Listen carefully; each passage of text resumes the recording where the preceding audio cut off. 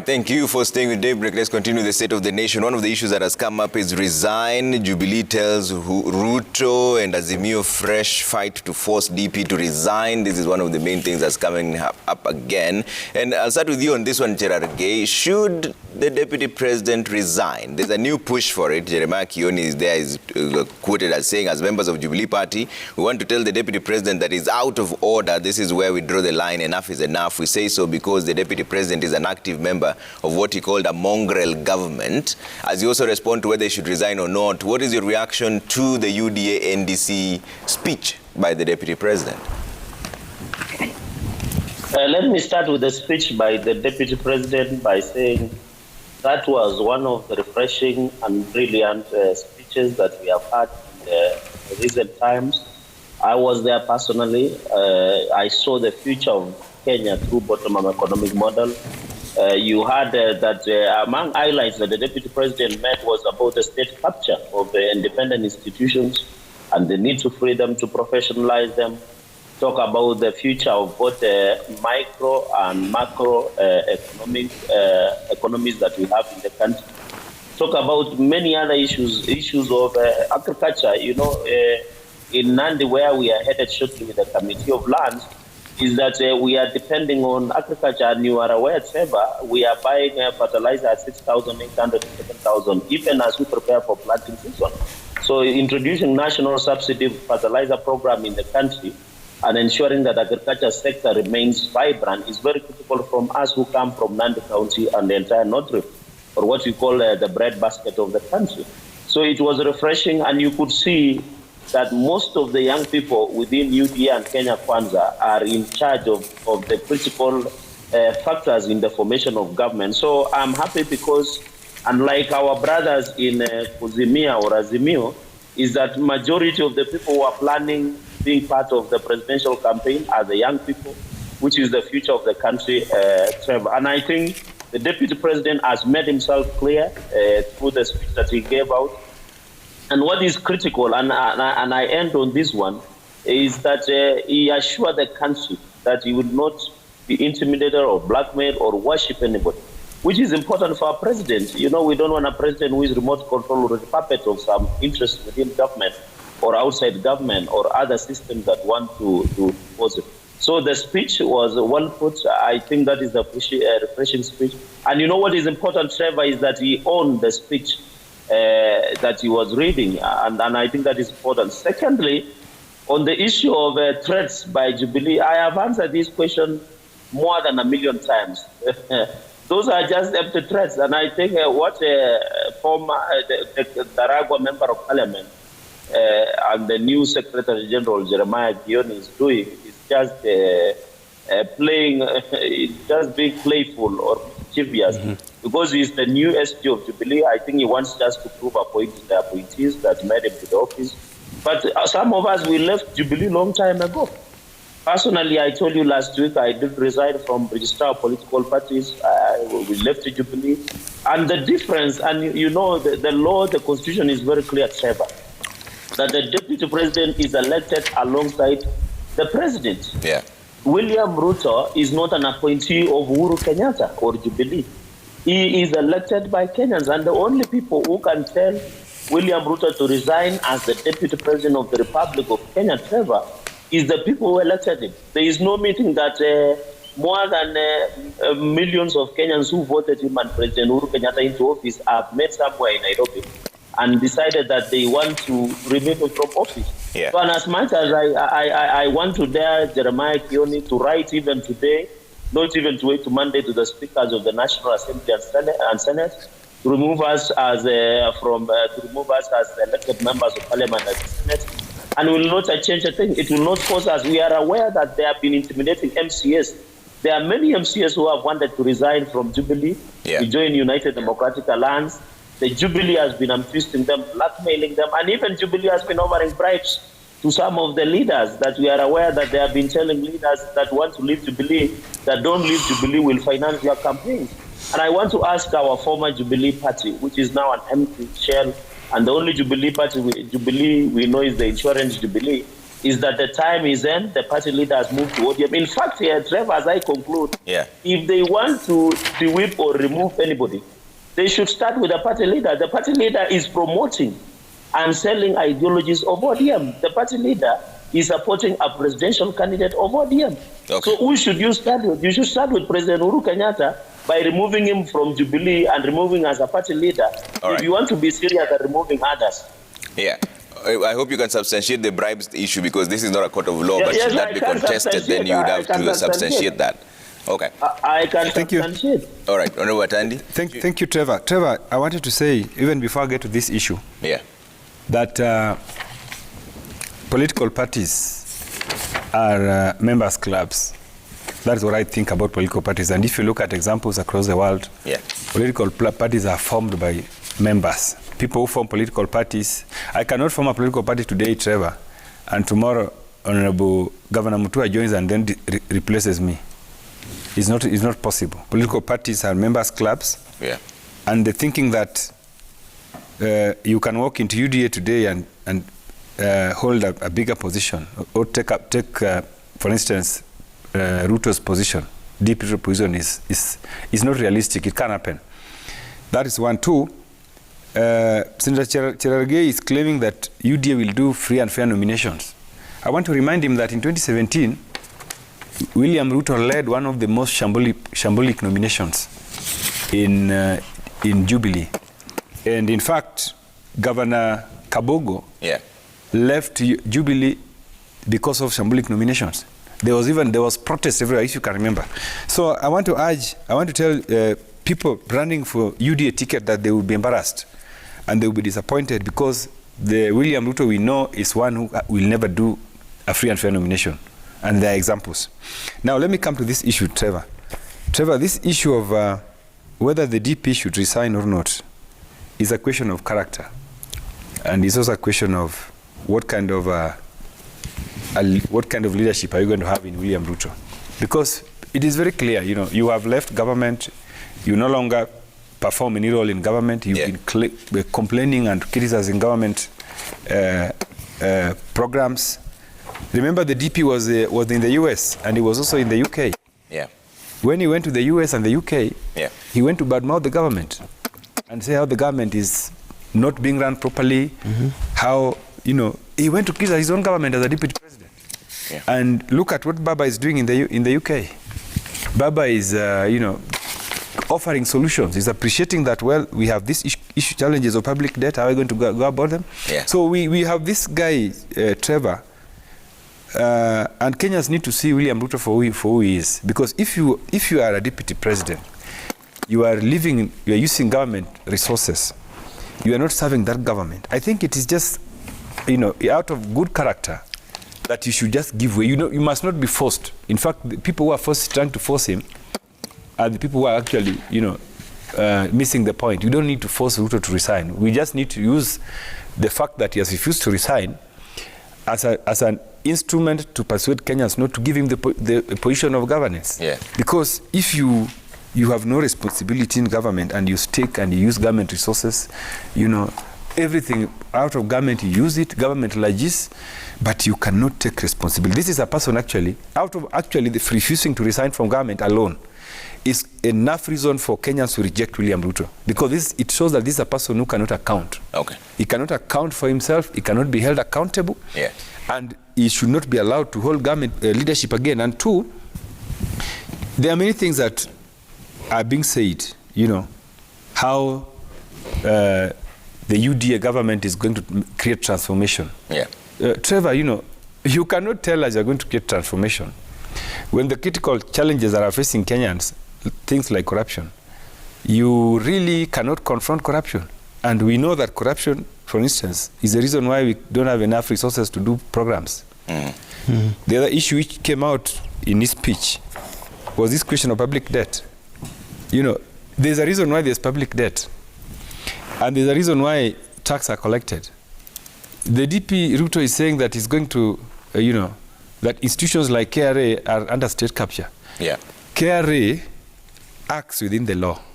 And some of the laws that KRA is using, for instance, to hunt for tax defaulters, are laws that exist in tax administration section of the Finance Act, even the present Finance Act, which is being used now, there's a tax administration section in that law that KRA is using to look for tax defaulters. So you cannot tell KRA that don't go for tax defaulters. At the same time, you are promising Kenyans everything. You're promising billions. You are saying you are going to, to stop the debt, you're going to cut debt. How are you going to cut debt? Okay. Debts have already been procured.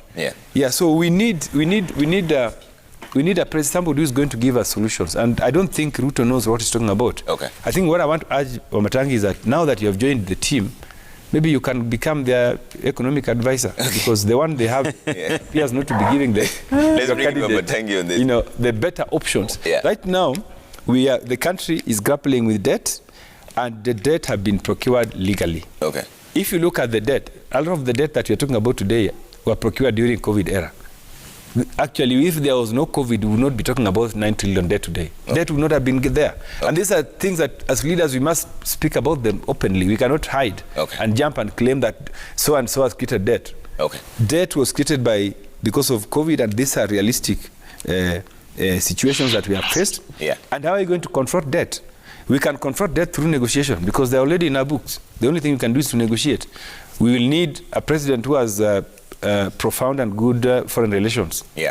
Yeah, so that's why I've been saying that we cannot afford to have Ruto as a president, because he has weak foreign relations credentials. Okay. Otherwise, he doesn't even have capacity to go and talk to our debtors to help us negotiate. He can't, because he doesn't have. Okay, let's bring Wamatangi on this. We need to confront. Hey. Wamatangi, several times, I'm coming to you, Governor Mutua, relax. Wamatangi, you've several times you've mentioned that the honorable thing to do is to resign when you move from one party to another. Yes. Do you still hold that position now that the deputy president is on the spot? Well, he's your party leader now. Trevor, I think we need to have an honest discussion about that. And the honest discussion I've put in place, I don't know whether you listened very well to my earlier submissions this morning. And that has been the position that I've held, even when I said that the honorable thing to do then is to resign. Now, Trevor, remember that I said we have a law that we have enacted. And for purposes of full disclosure and understanding of the Kenyan people, that law requires that a political party that is going to field candidates in a general election using the membership to vote for those people to participate will submit that list within certain timelines. And one of the timelines is 120 days before. And so you find that the deadline that this party that law will be requiring that list be submitted as of now is the 26th. Moving onwards, there are certain timelines that are going to click on. Yeah. If we said that then we do not have a law that requires that to happen, then you can have a different conversation. Mm-hmm. In the meantime, that is what must happen. It is only those legal timelines that will trigger those actions. But if we withdrew that law and said that then we can operate in the earlier vacuum that we had, then you could say that those claims are valid. If we say that urge the deputy, or rather compel the deputy president to resign, that means that we'll be saying everybody resign. I mean, that's the only thing you'd say. Yeah. Because Trevor, let's be honest about this. We are now in election campaigning period, and unless we all agree that we are a participatory democracy, whereby when it comes to opening opportunity and chance for everyone, if it comes to propagating your ideas, opening the field and landscape for people to go and sell whatever ideas they have, and let the people understand those ideas, agree to them or disagree to them, that field must be level. And so I would be very hesitant, and I would really advise against that kind of mindset, that especially when we are going to this election, if we persist on that kind of line, then what we are doing is we are making everything too and so confrontational, and setting the stage such that if when you get a result of the general election itself, you would hardly have any side saying that it is either credible or acceptable. And so Can we practice what is required of our democracy and our leadership, tolerance, such that if, Trevor, whatever you say for purposes of convincing the people, as long as it is legal, as long as it is within the law, for them to be able to elect you, let not that be used for the time being, or this time, to be a reason that will give advantage to the other person. Okay. If that field is level, Kenyans will make a decision based on what they perceive to be the best for themselves. And that's my position. I do not think that right now, where we are legally, that anyone has the right or the mandate in law to ask anyone to resign at all. All the members of parliament, all the MCAs, the deputy president, the president himself, what would agree to by consensus is that, one, we are bound by law. Number two, that now people are open to sell their ideas to the people of this country. And then let's choose. Okay. Yeah. But your reactions to two issues: the speech by the deputy president, which alluded that there's a state capture of the KRA, DCI, EACC, and also should he resign? Let me first say that my friend Matangi, I don't know how you're going to survive the nominations of UDA, because I remember, as Mheshimiwa Matangi has said, that one of the biggest problems that Jubilee faced in 2017 were shambolic nominations under the leadership of William Ruto at the time. And so I don't know. I wish you the best. I wish you the best. And that's why I'm saying that my party, like Maendeleo Chap, which is giving direct tickets to people, will be harvesting a lot from people who are not very stable about some of these nominations. Because people want to be at the debe, whether you're in Kisii, Turkana, everywhere, kwa debe. So be careful, don't trust. Don't trust openly. You know, Wamatangi, that's not his real name, his original name. You know, Wamatangi is a name I believe you are given because of your philanthropy, where you are giving tanks to groups, to women, even before you became a legislator. So that's how you name Wamatangi. So Tangi. So I think just be careful, my friend. I don't want you to. I'll answer to that one. Be very careful, because some of those tricks have been. Now, when the issue, let me start with the issue of resignation. The law is very, very clear, and I disagree with my friend Tangi here. The law is very clear, the Constitution is very clear about how you stop being a president, a deputy president, a governor, a deputy governor, a member of National Assembly, etc. The law is clear about how to remove a president. Moving and a deputy president, moving from one party to another is not a criteria for the removal of a president, a deputy president, or a sitting governor or deputy governor. You cannot lose your seat because of changing from one party to another. That is applicable, though, to members of the National Assembly, to legislators. So when you leave, because there are criteria in the Constitution as how to remove a president, how to remove a deputy president, how to remove a governor, and how to remove a member of a National Assembly.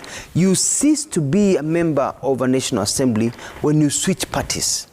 When you leave one party and you get to another party. So technically, as we sit here, Senator Matangi is an ex-senator, and he should not receive a salary or any benefits by the end of this month because he has switched parties.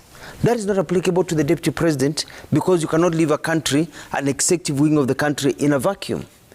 And if Kenya was a country that really followed the law and fidelity to the law, anybody who is elected, a member of county assembly, a member of National Assembly, a senator, who defects to another party, including my very good friend Senator Cherangai, should not be paid, should not have that bodyguard, should not be receiving that medical insurance that is covering their family, should not be receiving any salary until they now become again an elected member, because you cease to hold office. That is very clear. That when you leave a political party and you go to another one. Now, when Senator Cherangai, for example, said that he's no longer in Jubilee, he's in UDA, he said, but he had not resigned. But as soon as he resigned, when Senator Matangi resigned and joined another party, then automatically he ceases to hold office. So he should be former. So I don't know whether the control of budget, somebody should go to court about this, The control of budget should not approve any salaries to any member who has shifted from one party to another party, because technically and legally they have ceased to hold office. And that's how it is. Okay. But for Deputy President Ruto, he cannot cease to hold office because he moved to another party, because that's not a criteria for the removal of a deputy president or a president or a governor or a deputy governor, because of that executive system that we've set up in this country. Okay. Between legislators and executive system. So I think that is very clear. Okay. I'm just surprised that Deputy President would go ahead and attack the president. And I think Uhuru has been very nice to William Ruto. And I think Uhuru is playing the ball at a different level. And Senator Cherangai, Uhuru has not left Jubilee and joined ODM. I have not left Maendeleo Chap and joined ODM. We have joined a coalition of like-minded people called Azimio. ODM is in there, Jubilee is in there, Maendeleo Chap Party is in there, and other parties. So he has not defected. President Uhuru Kenyatta has not defected. He went and he was there in the NDC of Jubilee wearing red. And he's joined Azimio coalition as Jubilee. I have joined Azimio coalition as Maendeleo Chap. Raila has joined Azimio coalition as ODM. And we have decided in the Azimio coalition that the best person to lead this country, for the Mandela moment, is Raila Amolo Odinga at this time, who is very deserving at this time to be the president of the Republic of Kenya and able. And you talked about, and we need a country whereby there's a combination of the old and the young. Last time they said, vijana, Uhuru and Ruto, they came in. And I've always said that Jubilee was one of the most fair governments. Let me repeat it here. Has been the fairest government, because whether you voted for it or did not vote for it, you've been broke and you've been suffering. And it was led by young people. So what is so hard about getting an older gentleman with experience who's fought for democracy with a younger person next to him and younger people surrounding him? Okay. And we are there. Mutua is there. We've got the likes of Joho. We've got Munya. We've got Kanini Kega. We've got people in Azimio who are young and energetic, who can be in a government that can actually change this country. The face of this country, the experience and stability of the older gentleman like Nelson Mandela, who actually transformed, the South Africa, and younger people like ourselves who have the energy to drive. So it's very important to get that. Now, KRA is hounding me. KRA is hounding me in my businesses. I'm telling you, Keroche is not the only one suffering from KRA. I have been given a letter that I have to pay so much money, otherwise I get in trouble. I am in trouble. KRA has written to people who provide me services in my biasharas and told them until Mutua's companies have paid. So this thing about KRA is facing everybody in this country. Yes. If you run a business in this country and you're defaulting on your taxes on time, it's not that I'm not paying. It's on time. It's because the economy had a slowdown during COVID. We've had challenges. So I have had to enter a negotiation with KRA. Nitalipa hivi. And I'm not alone. I bet Matangi, you probably have had to do so. Anybody running a legitimate business in this country is entering a negotiation phase with KRA. All my friends were in biashara. So KRA is not targeting anybody. So Deputy President should not say that KRA is hounding people just because of Keroche and because the leader of Keroche has joined UDA. No, we have to pay taxes. Kujenga ushuru ni kujitegemea. So all of us have to pay taxes. I'm paying my taxes. I'm working hard to make sure that my VATs are paid on time. All my back taxes are paid on time. We are suffering because of COVID, but I want to be compliant with the law. And now I am compliant in many places, because now I'm going back to people and saying, I have paid my taxes. So let everybody pay their taxes so that tax can be used to build the country. It is not personal. It is business. If you're running a business in this country, show me somebody who is running a business in this country that has been hit by COVID who has not received a letter from KRA. Okay. We all have. Okay. It is normal. All right. Let's move on from this conversation, and there's something else that has come up. Just before you move on, we have two more topics to go through. Yes, but a few things that are important to say. Quickly, if you don't mind. First, Dr. Mutua has asked me to be careful about nominations, and I just wanted to wanted to assure him that let's cross that bridge when we get there. Okay. But I absolutely expect that there will be fairness. Nominations, of course, have been a very contentious issue in this country, and sometimes you find that the best man doesn't win in nominations. In this case, I believe, I trust, I have every reason to know that the people of Kiambu are going to be nominating me, and I expect a fair process, and so I have no doubt about that. Secondly, is on this the insinuation or the position held by Dr. Mutua, lest it becomes misleading, because I think Kenyans need to understand where are we legally right now, and Trevor, even you too. Because you asked me that question, on what is the current position in law as far as holding membership in a political party is concerned, and the legality of you being in office. I think that's a very, very important issue, and that's why first we need to draw the minds of Kenyans to the fact that there will be a very important judgment being delivered on Friday, which will be determinant as to how do we move on from there because of the new elections law that we signed. Trevor, I think it's important for that update to be valid, that as held right now legally, if you join a political party and you say that, for example, you'll be running, like I've said, on a UDA ticket in the next general election, as far as we are concerned, in the context of the new law, it is an expression of interest. Because what happens is that once that list is submitted to the register of political parties, then she will own that list and formalize that particular process. And that is the part within which then the question must be asked. And that is a question that is in court. Because that is the law that we have signed and made a part of our law, does that then negate the rest of the remainder of the part of being a member of parliament for sitting members of parliament and MCAs and so on? Because the law requiring that if you have expressed interest to run on this particular party, come that general election, and the timelines that have been provided cannot be a reason to say that a Tandi will no longer be a member of parliament, because that is envisaged that it is part of his rights in the constitution. So I think that what's going to be most guiding is the ruling that will be coming on Friday. Okay. Now, lastly, and I believe my brother here, you know, I now agree that you could have moved to Azimio with a good reason. You know, earlier on I had not understood, but if part of those good reasons is to be the running mate, then probably you'd add value, you know, to that particular system. But allow me to say this, because Dr. Mutua has said it, and this is on KRA. I think this needs to be clear on what are the issues about KRA that are on the table. And we have to be frank about this. You know, we can't change positions because we have changed places in political ideology or where we belong, Trevor. This is something we have been consistent about. It is an economic fact. You can't play around with it. You see, it is the mandate of the Kenya Revenue Authority to collect taxes, you know, properly to the last shilling in time for this country, and that is the only way we can run this economy and have a good country. And we all agree that you need to pay your taxes and don't evade. If you evade, you face the consequences of the law.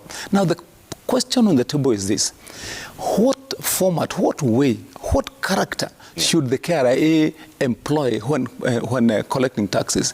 And as sober Kenyans, we must say this, that it is not responsible, it is irresponsible for the Kenya Revenue Authority to come out and dismantle businesses, for example, or come and disable businesses which are themselves the taxpayers. It is not good economic sense. That's the point, Dr. Alfred Mutua. Okay. And we can't change that position if we are true Kenyans. Because, you know, the position that I hold is this, and I believe every proper, sober politician should hold, and an economist should advise KRA.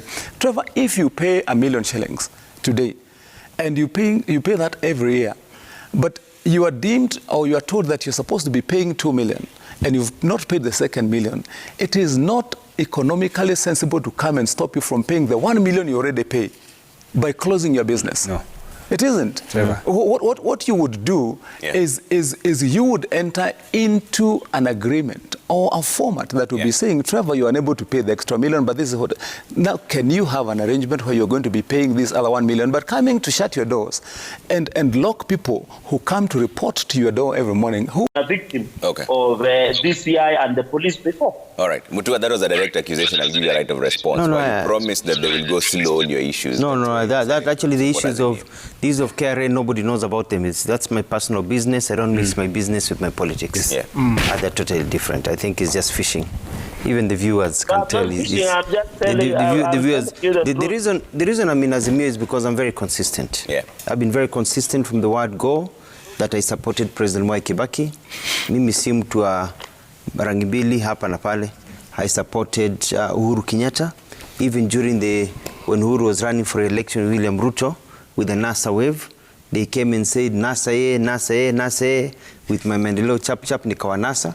You know, when there was a handshake between Uhuru Kenyatta and Raila Odinga now came into my sphere.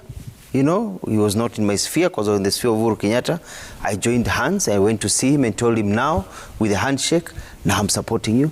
And I don't shift. Yeah. And I think it's ideological. If I stand with you, I stand with you. We win together, we fail together. Okay. Mimi si mtu you know, na kubadilika leo niko hapa, kesho niko hapa. Yeah. You have to have a stand as a leader. Okay. And that says that in the good times and bad times, when you switch, you switch. Okay. When Matangi has decided to switch, he switches. We don't want to see him going back to somewhere else next week. Okay. So that's why, you know, and I'm standing with Azimio. Yeah. I'm standing with Raila Amolo Odinga all the way because I know he's going to win. Yeah. And regardless of it, it's you join the team. Okay. And you move with that team.